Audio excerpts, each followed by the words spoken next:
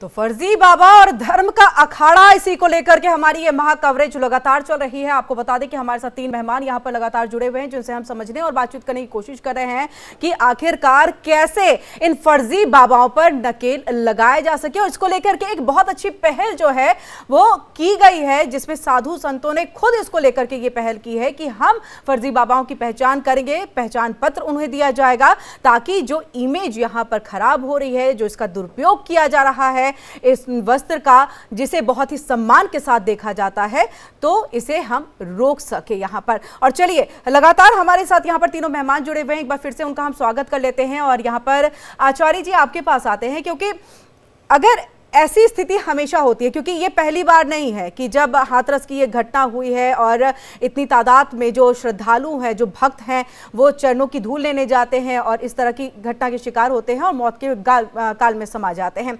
इससे पहले भी हमने कई घटनाएं देखी हैं जिसमें कई बार लड़कियों का भी शोषण होता है। अब ये आवाज़ उठाना ज़रूरी था, जो अब आप लोगों की तरफ से किया भी जा रहा है। आपसे समझना कि इससे सनातन धर्म, खास तौर से उसकी इमेज, जो उसकी एक महत्ता है, जिसकी बात हम लगातार करते हैं कि सनातन धर्म आपको हमेशा से रिस्पेक्ट करना और प्यार करना, ये चीज़ें सिखाता है, किसी को धोखा नहीं देना सिखाता है, वो कितना यहाँ पर गिरता है और आज के जो बैठक होगी उसके बाद इसको कितना बल मिल पाएगा?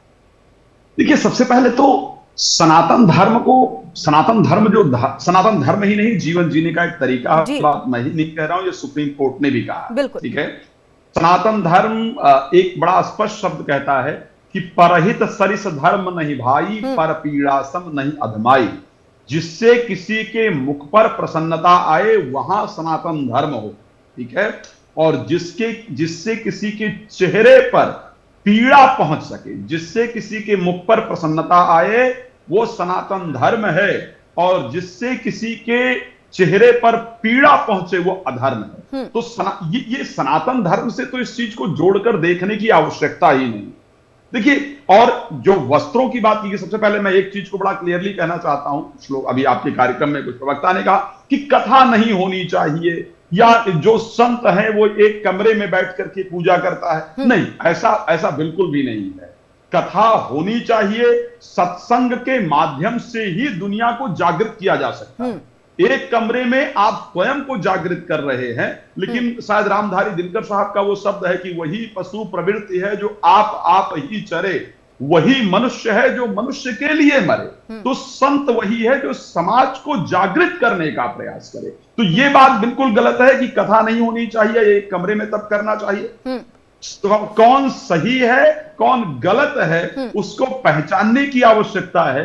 और इसकी रिस्पॉन्सिबिलिटी सरकार की भी है कि जब किसी बड़े आयोजन को आप, ठीक है, जूना अखाड़ा या जो भी, मतलब समझ रहा मैं, जो भी अखाड़े हैं या हमारा जो धर्म संसद है या जो हमारा धर्म समाज है, वो लोगों को जागृत करने का प्रयास कर रहा है। लेकिन सरकारों को भी चाहिए कि जब भी किसी कार्यक्रम को आप आयोजित कर रहे हैं, आयोजन का परमिशन दे रहे हैं, तो आप उस व्यक्ति का बैकग्राउंड चेक कीजिए, जो उसके अंतर्गत पार्टी में जो विशेष रूप से बिल्कुल दो बड़ी अच्छी बात आपने आचार्य जी कही है, दो बड़ी अच्छी बात कही है। एक जो कंचन जी भी नहीं, बिल्कुल कंचन जी आप ही के पास आ रही थी, क्योंकि आप ही ने कहा था, जिस पर आचार्य जी ने ये बात कही है कि कथा होनी चाहिए, एक रूम के अंदर, एक कमरे के बैठ करके जो है वो पूजा अर्चना नहीं होनी चाहिए, होनी चाहिए, ये बात आपने कही थी। उस पर आप अपनी प्रतिक्रिया दे रही थी। देखिए, मैंने ये कहा था, मैं खंडन कर देना चाहती हूँ कि इतनी भीड़ नहीं होनी चाहिए। जो सच्चे साधक होते हैं, साधना करते हैं। दूसरी बात है, सुनिए, कथा में कौन कथावाचक कौन से आदिवासी, सुनिए, बट कितने लोग आएंगे उसकी व्यवस्था, आप भीड़ को डिसीजन कर सकते हैं। देखिए, भीड़ की डिसीजन होती है। जब हमारा कुंभ होता है ना, तो सरकार हमसे पूछती है कि कितने पब्लिक आएगी। अखाड़ा परिषद निर्णय लेती है और बताती है कि इतने पब्लिक आएंगे, उस हिसाब से वहां व्यवस्था की जाती है। यस, तो बस ये होना चाहिए। लेकिन किसी भी व्यक्ति को ये आप कह दें कि नहीं जी, आप कथा कर ही नहीं सकते, ये पब्लिक इकट्ठा ही नहीं हो सकती है। मैं आपको बताती हूँ, एक बात सुन लीजिए। नागर जी का कथा था ओमकालेश्वर में, मैं धूनी पे बैठी थी 2 महीने सावन में। हालत वो थी नर्मदा जी का, हर जगह मतलब इतनी पब्लिक आ गई थी कि आप नाक बंद करके आप रोड पे चलते। क्या उससे बीमारी नहीं फैलेगी? इस तरह का कथा करने से क्या फायदा? आप पब्लिक को जागरूक नहीं कर सकते हो, पब्लिक को जागरूक नहीं कर सकते हो। सरकार की रिस्पॉन्सिबिलिटी है। अगर तो कथा में कोई पब्लिकारी आप तो ये कहें कि किसकी उसके लिए ड्यूटी है? सत्संग आयोजन नहीं होगा या उसके लिए हितेश्वर जी आप कितने सहमत नजर आ रहे हैं? क्या कथा इस तरह से पब्लिकली होनी चाहिए या नहीं होनी चाहिए? क्या होना चाहिए? क्योंकि एक तरफ आचार्य जी ये कह रहे हैं कि अगर हो, कितनी संख्या में आ रहे हैं, प्रशासन शासन का काम है कि वहां पर पुलिस बल की तैनाती हो, साथ ही साथ लोगों को देखा जा सके, कंट्रोल किया जा सके, ये जिम्मेदारी बनती है। तो कितने सहमत आप दिख रहे हैं? मैं बिल्कुल सहमत हुआ चाह रहा है। जिससे देखिए कथा इंसान के जीवन को बनाती है। पहली बात, विप्ररूप धरऊ हनुमाना पैठा नगर सुमिर भगवाना।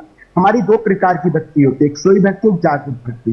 तो जो जागृत भक्ति है उसको जगाने के लिए विप्र रूप में संत जाते हैं और लोगों के जीवन को जगाते हैं, लोगों के जीवन को बनाने के लिए कथाएं करते हैं। कथाएं होनी चाहिए, तो उसका एक प्रारूप होना चाहिए। ये कथाकारों पर भी जिम्मेदारी बनती है। जैसे कि मेरी श्रीमद् भागवत कथा भी वृंदावन में है 22 तारीख से, तो हमने सबसे पहले ही एक मैसेज डाल दिया कि कृपया अपने आने वाले लोगों की संख्या बताएं, अपने आने वाले लोगों के नाम दें, उनकी पूरी लिस्ट दें, ताकि हम आपकी व्यवस्था कर सके और आपके लिए समुचित व्यवस्था। तो एक प्रोटोकॉल इस तरीके से बने। दूसरा, हमने यहाँ के एसएसपी को हाथरस में भी तो हितेश्वर जी ये किया गया था, 80,000 लोग आएंगे, इसका एक डिटेल जो है वो दे दिया गया था। प्रशासन ने इसके लिए हामी भी भर दी थी कि आप इतने लोगों के साथ कथा कर सकते हैं, लेकिन 2.5 लाख लोग पहुंच गए वहां पर। उसके पीछे भारत आस्था का देश है और एक दूसरे को सुन के लोग वहां पहुंच ही जाते हैं। और मैं आस्था नहीं बोलेंगे, फ्री बसें लग जाती है, फ्री गाड़ियां लग जाती है कि जितना भीड़ हो सके पब्लिक सिटी के लिए भीड़ इकट्ठा करो। प्रोटोकॉल तो होना चाहिए ना। हम लोग का भी प्रोटोकॉल होता है कि हम इतने कुंभ में लोग आएंगे, लेकिन प्रोटोकॉल के बगैर इस तरह से कि हाँ पब्लिक आ गई, इसका कोई जवाब नहीं है। एक प्रोटोकॉल, एक धर्माचार्य का, कथावाचक का एक जिम्मेदारी बन जाती है कि हम प्रोटोकॉल है हमारा, इतनी पब्लिक आएगी। कथावाचक की जिम्मेदारी और उनकी जिम्मेदारी बनती है कि आपके यहाँ कितने लोग आए, उसको प्रोटोकॉल आपको व्यवस्था उसके लिए करनी पड़ेगी। ये कथावाचक की पूरी जिम्मेदारी है। मैं भी मानता हूँ, हम भी करते हैं और हमने भी किया ये व्यवस्था और हम भी जिम्मेदारी को लेकर चल रहे हैं। लेकिन अगर अव्यवस्थित लोग बिन बताए अगर पहुंच जाए तो आप क्या करेंगे? बिन बताए व्यवस्था को कथा रोक सकते हैं ना हितेश्वर जी? कथा रोक सकते हैं ना? ये कह सकते हैं ना कि इतने की ही हमें परमिशन मिली है, पब्लिक को हम भी प्रोग्राम करते हैं बाहर में, तो हमें भी परमिशन जितने की मिलती है हम उतने ही लोगों को जुटा सकते हैं। मैनेजमेंट करने का तरीका होना चाहिए, तरीका बहुत जरूरी है, उसको मैनेजमेंट करना चाहिए। ठीक है, तो मुझे बिल्कुल सही, मैं बात से सहमत हूँ। ठीक है, और मैं बस यही कहना चाहूँ, ये तो नियम है, क्या नहीं, कथाएं नहीं होंगी तो लोग जागेंगे कैसे? लोगों को भगवान का परिचय कैसे मिलेगा? लोग धर्म को समझेंगे कैसे? और धर्म, देखिए ये जरूरी है कथा होना। व्यास गद्दी का बहुत बड़ा हमारे सनातन धर्म में महत्व है, व्यास पीठ का, लेकिन अब उसका बहुत बुरी तरह से ये हो रहा है जगह जगह। अगर आप किसी से पता करना चाहते हैं कि अभी जो पिछला सावन गया ओमकालेश्वर में क्या हालत कर दी थी देव तीर्थ स्थान का, हम लोग नाक बंद करके धूनी पे बैठे हैं, बगल में ही टॉयलेट कर करके जा रहे हैं। ये कैसी कथा हो रही है? हमारा छोटा सा कुटिया बना के तो मतलब हर सावन में धूनी पे बैठती हूँ। ठीक है आचार्य जी हामी नहीं भर रहे हैं। आचार्य जी तब से कुछ कहना चाह रहे हैं। ठीक है हितेश्वर जी आती हूँ आपके पास। आचार्य जी तब से कुछ कहना चाह रहे हैं। सबसे पहले एक चीज बहुत ध्यान रखना होगा, जैसा कि बाकी जो भी धर्म गुरु कह रहे हैं, मैं एक बात बड़ा क्लियर कहना चाहता हूँ। तीर्थ क्षेत्रों में अव्यवस्था होती है कि आप तीर्थ क्षेत्र जाना बंद कर देते हैं। अभी जब इंडिया वर्ल्ड कप जीता तो वर्ल्ड कप जीतने के बाद जिस प्रकार मुंबई में भीड़ लगी, शायद एक आदमी नहीं होता है अव्यवस्था। टॉयलेट बनाई जाती है, टॉयलेट बनाई जाती है, पानी की व्यवस्था होती है। अच्छा ये कुंभ में तो नहीं होता है, कुंभ में तो नहीं होता है। कुंभ में टोटल संत के आगे हर संत के पास टॉयलेट की व्यवस्था होती है। जो भी ऑर्गेनाइजेशन उस कार्यक्रम को कर रहा है, आप बताइए इतना बड़ी वहाँ कथा हो रही थी, आचार्य जी को सुन लेते हैं, व्यवस्था नहीं थी जी। अगर सुन लीजिए, अगर 1000 आदमी आने की व्यवस्था, 2-3 चीजें अगर ठीक कर दिया जाएगा, निश्चित रूप से व्यवस्था ठीक हो जाएगी भाई। सबसे पहले जो ऑर्गेनाइजेशन उस कार्यक्रम को ऑर्गेनाइज कर रहा है वो डिक्लेयर करे कि अगर कोई प्रॉब्लम होगी तो उसकी रिस्पॉन्सिबिलिटी उसकी होगी। ओके, अगर 1000 आने वाले हैं तो 1200-1500 आदमी की परमिशन उसको लेनी होगी, उनकी व्यवस्था करनी होगी। यहां पर तीसरी चीज, जो प्रवक्ता स्टेज पर बैठा है वो धर्मशास्त्र से रिलेटेड चर्चा करेगा। अगर धर्मशास्त्र से अलग जाकर के कोई कह रहा है कि नहीं जी ये पानी भर ले जाओ, यहां से धूल उठा ले जाओ, यहां से सर को उल्टा कर लो, अगर इस प्रकार की बात करेगा तो अगले कार्यक्रम से उसके बैन कर दिया जाएगा, वो उस कार्यक्रम को नहीं कर सकता। नहीं तो इसकी जिम्मेदारी कौन लेगा आचार्य जी? इसकी जिम्मेदारी कौन लेगा? ये तो हो सकता है ना, इसकी जिम्मेदारी कथावाचक की होती है। जो आपका प्रोग्राम कर रहा है उसको बोलिए, उसको बोलिए कि भाई हम कार्यक्रम करने जा रहे हैं, वहाँ करनी चाहिए कि इस कथावाचक की कथा में कोई ऐसे शब्द जिम्मेदारी नहीं लेंगे, ये जिम्मेदारी नहीं लेंगे, चाहे वहाँ लोगों की वहाँ मौत हो जाए, उस धर्म स्थान पे गंदगी फैल जाए, उनकी जिम्मेदारी नहीं लेंगे। कंचन जी आऊंगी आपके पास, एक बात सुन लो फिर उसके बाद एक के ऊपर एक बोलने से बातें समझ में नहीं आ पाएंगी। धीरेन्द्र शास्त्री की कथा हो रही थी पटना के अंतर्गत, भीड़ ज्यादा हुई, माइक से उन्होंने कहा कि आप लोग कथा में ना आए, प्लीज अपने घर पे बैठ करके कथा सुनिए, यहां पर परिस्थिति ज्यादा खराब हो रही, हो सकता है कोई अनहोनी हो जाए। ठीक है, अगर सरकार इस चीज को लेकर अवेयर होगी कि जितनी कथा होती है उसकी कथाओं की वीडियोग्राफी भी साथ में कराई जाए, ऑर्गेनाइजेशन की जिम्मेदारी हो, कथावाचक एक शब्द अगर अपने स्टेज से इस प्रकार का बोलता है जिससे पब्लिक में भगदड़ होती है या पब्लिक को कोई नुकसान होता है तो आगे से उसके कार्यक्रम को पूरी तरह से बैन कर दिया जाएगा। आपकी कथा हो ही नहीं सकती, कोई कथावाचक आपको उल्टे से शब्द बोलेगा ही नहीं। धर्मशास्त्र से रिलेटेड चर्चा। ठीक है कंचन जी, सहमत है? और क्या ये संभव है जो बैन करने की बात की जा रही है? कहना चाहती हूँ, देखिए जो कथावाचक ऐसे कर रहे हैं उस पे बैन होनी चाहिए। आपको मैं बताती हूँ, हमारे यहाँ कुंभ लगता है, हमें सरकार 15-20 टॉयलेट बना के देती है एक कैंप में, क्योंकि हम अपने आंकड़ा देते हैं कि हमारे कैंप में इतने बंदे लोग आएंगे। अब पानी की व्यवस्था नहीं होती है। आप कथावाचक ये कह देना भाई हम कथा करने जा रहे हैं, जीव हत्या करने नहीं जा रहे हैं, यहाँ का पर्यावरण को नष्ट करने नहीं जा रहे हैं, स्थान को हम गंदगी फैलाने नहीं जा रहे हैं। जो आपका ऑर्गेनाइजर है आप उसको साफ शब्दों में बोल दीजिए तेरी व्यवस्था होगी तब मैं कथा करने जाऊंगा। हम धर्म प्रचार करने जा रहे हैं, सबको अवेयर करने जा रहे हैं कि भाई आपका आचरण ऐसा होना चाहिए, आपका व्यवहार ऐसा होना चाहिए, लेकिन हम उसी चीज पे ध्यान नहीं दे रहे। हम कथा कह के आ गए, इतनी हमारी जिम्मेदारी नहीं बनती है। हमारी जिम्मेदारी ये बनती है, जिम्मेदारी श्री राम जब जंगल जाते थे, भगवान श्री राम जब जिम्मेदारी जाते नहीं बनी कि 121 पेड़ पौधे की भी आज्ञा लेते थे जी। 121 भक्त मर गए यहाँ पर और बाबा सामने आकर कुछ कहे वीडियो के जरिए उन्होंने कह दिया। आज्ञा लेते थे।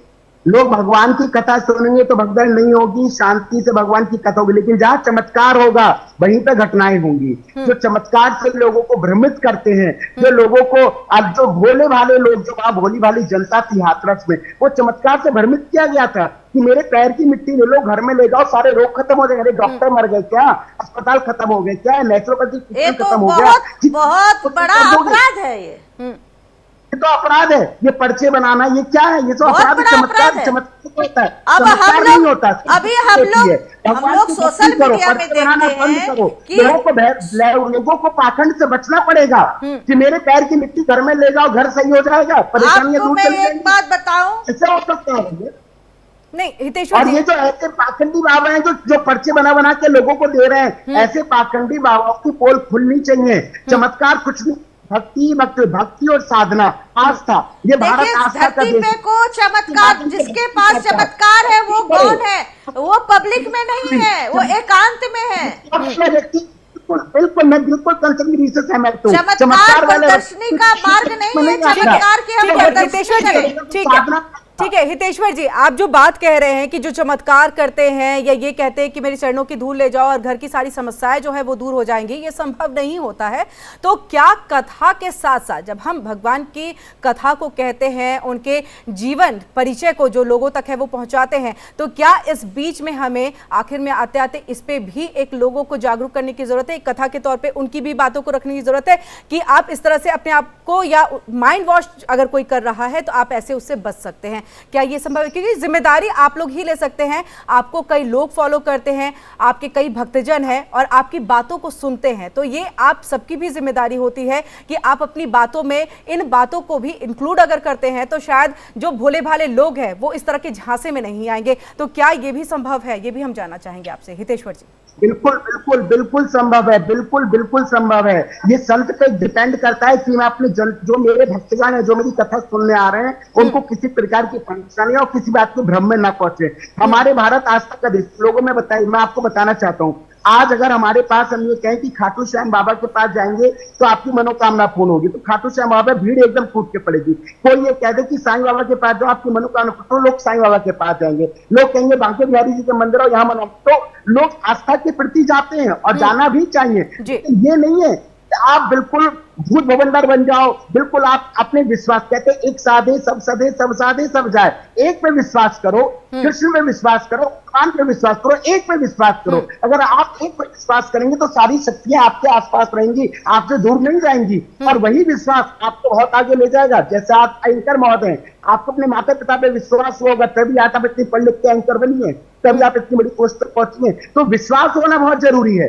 अगर अपने ईश्वर पे विश्वास, अपने भगवान पे विश्वास नहीं है तो इन बहरूओं के, इन जो बहरूपिये हैं, इन बहरूपियों के लगाते रहोगे और ऐसे 121 नहीं, न जाने कितनी मौतें होंगी, और आप बहरूपियों के चक्कर में, चमत्कार के चक्कर में अपना ही नहीं पूरे देश का, पूरे सनातन संस्कृति का सर्वनाश कर देंगे। ठीक है आचार्य जी, ये इसी बात को हम समझना चाहेंगे जो हितेश्वर जी ने कहा है। अभी इस प्लेटफॉर्म पर जब हम ये चर्चा कर रहे हैं, तमाम बातें आ रही हैं कि चमत्कार पर विश्वास नहीं करना चाहिए। एक तो अंधविश्वास और विश्वास के बीच का अंतर भी हम आपसे समझना चाहेंगे।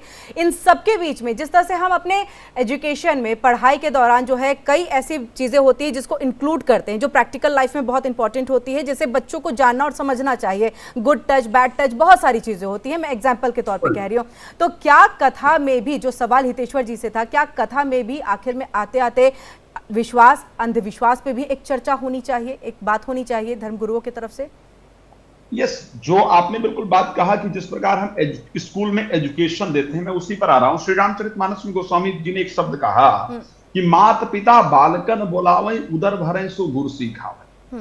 क्या मैं कई कार्यक्रम में कह चुका हूं और मैं फिर एक बार कह रहा हूं कि जो 121 लोगों की मृत्यु या 122 लोगों की मृत्यु जो हाथरस में हुई, तथाकथित जो बाबा है नहीं, लेकिन क्या वही उसके लिए दोषी है? हम आप दोषी नहीं हैं। यस, वो दोषी है, ऑर्गेनाइजर दोषी हैं, कानून व्यवस्था दोषी है, बट उसके साथ हम लोग भी रिस्पॉन्सिबल हैं। आपने एजुकेशन की बात की है, इसलिए बता रहा हूं कि हम शायद अपने बच्चों को सिर्फ पेट भरने वाले ज्ञान को दे रहे हैं। सही कौन है, गलत कौन है, सही व्यक्ति क्या होता है, गलत क्या होता है, उसकी जानकारी अपने बच्चों को दे ही नहीं रहे। तो जब हम उसकी जानकारी दे नहीं रहे हैं, आगे चल करके बच्चे जब आप जीवन में आगे बढ़ते हैं तो स्ट्रेस आता ही है, और उस स्ट्रेस को दूर करने के लिए लोगों को लगता है कि ऐसे चमत्कारी जो लोग हैं वो इस स्ट्रेस को दूर कर लेंगे। देखिए, एक और चीज से मैं असहमत हूं जिस पर बात हुई कि चमत्कार नहीं होता है। नहीं, मैं इससे असहमत हूं। चमत्कार होता है। श्री रामचरितमानस के अंतर्गत भगवान राम जब जनकपुर में जा रहे हैं तो स्पष्ट रूप से जो गौतम ऋषि की पत्नी अहिल्या हैं, वहां पर ऋषि विश्वामित्र कहते हैं कि गौतम नारी श्राप बस उपल दे धरधीर और चरण कमल रच चाहत कृपा करहु रघुवीर। चरणों की रच के स्पर्श से वो जो पत्थर रूपी स्त्री है उसके अंदर जागृति आती है। पत्थर हो गई है क्योंकि उसके ऊपर इस प्रकार का आरोप लगा है। शास्त्र में चमत्कार, धर्म में आचार्य जी, युग का अंतर हो गया ना।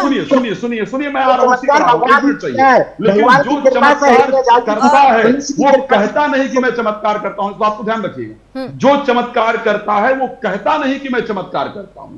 तो जो लोग ये कह रहे हैं कि नहीं मैं चमत्कार करता हूं, मैं भगवान हूं, उनसे दूर रहने की आवश्यकता है। चमत्कार नहीं होता है, मैं इसके पक्ष में नहीं। ठीक है हितेश्वर जी, आप अपनी बात को रखिए। देखिए, मनुष्य कभी चमत्कार नहीं कर सकता। भगवान ही चमत्कार करता। भगवान की वो तो भगवान राम की कथा है कि भगवान राम ने अहिल्या को चरण छुआ और उनकी रक्त को पाकर अहिल्या हजारों संतों को उठा करके देख लेंगे, हजारों संतों के चरित्र मिलते हैं जो वास्तविक संत हैं। उन्होंने कहा नहीं कि मैं चमत्कार करता हूं, लेकिन उनके चमत्कारों से शायद ग्रंथ भरपूर है। तो संत चमत्कार नहीं करते हैं ये गलत है, लेकिन संत चमत्कार करते हैं। ये जो लोग असंत मिले हैं, ढोंगी चमत्कार नहीं करते हैं, ये कहना होगा। क्या कहते हैं, हिमालय की गोद में जाके साधना करते हैं जो असली चमत्कार करते हैं वो संत हिमालय की। मैं बिल्कुल कह रहा हूं कि वो साधना करते हैं, वो ध्यान करते हैं, वो बिल्कुल डिफरेंट है।